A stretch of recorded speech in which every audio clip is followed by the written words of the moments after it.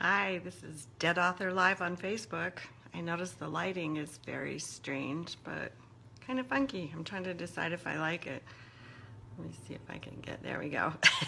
Just needed to touch it. There I am, the Dead Author Live. It is the very first day of February, and yes, I know it's not Monday. Once again, I spent all week trying to get myself ready for video viewing. And it's been another crazy week, had a lot of stuff going on. Before I dive into the Dead Author Live stuff, I have to pause a moment for the Grandma Project. My daughter-in-law told me that her kids watched my last live video and Declan said I looked like a silly grandma. So I have to have a moment here for the Grandma Project and say, hello, Declan, hello, Alma and Gigi. Grandma loves you and misses you. And yes, I'm being silly again today. All right, Dead Author back on track. First up news, Pets in Space won a couple more awards we're really thrilled about. It won the SFR Galaxy Award for Best Anthology and Best Menagerie in Space. How cool is that? I've always wanted to be a menagerie in space, or at least be awarded for that. Who doesn't dream about that when you're a child? Let's see. I did, yes, I took notes so I could go a little bit longer. I was having a funny conversation with my sister yesterday. I texted her about a product I wanted to buy, and I said, can you tell me if I like this? And she started laughing. But it is true in our family that when I shop, I need supervision. And the reason I know this is, I will show you. I bought this shirt. See, cute shirt. And then the day I was wearing it,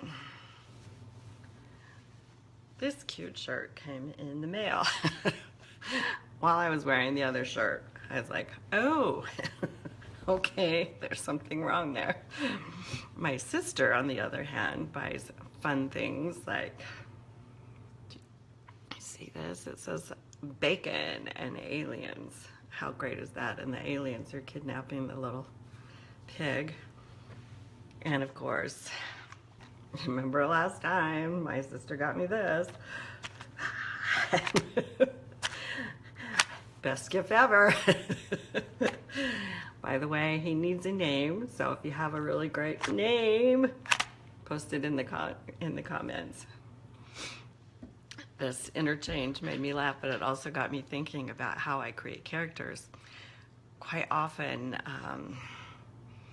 little details maybe from me creep into my characters. Maybe they're not good shoppers, or they like Diet Dr. Pepper too, or they just sometimes get a little quirky, and I like that, particularly in The Spy Who Kissed Me. My character Stan has a sister who she loves very much, and they have an interaction. It's not really like me and my sister so much, but there are things, the relationship I was able to develop for them was very much based on having a sister, and I'm really grateful that I have a sister. And it has certainly helped me in my writing.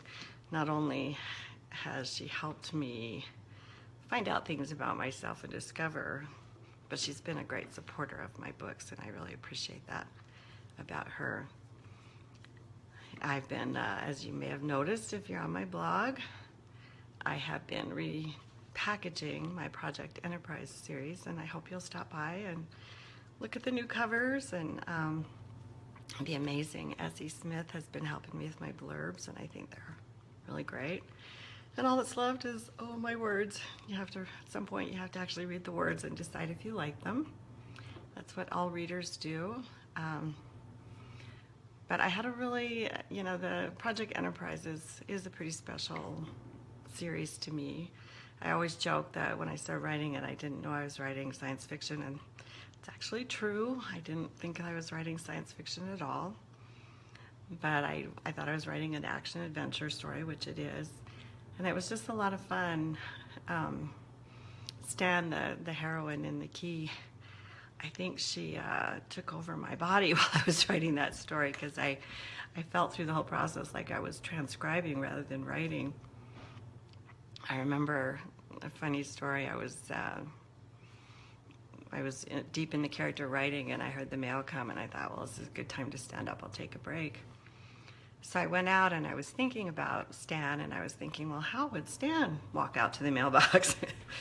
So I'm walking along, and all of a sudden I hear this whistle.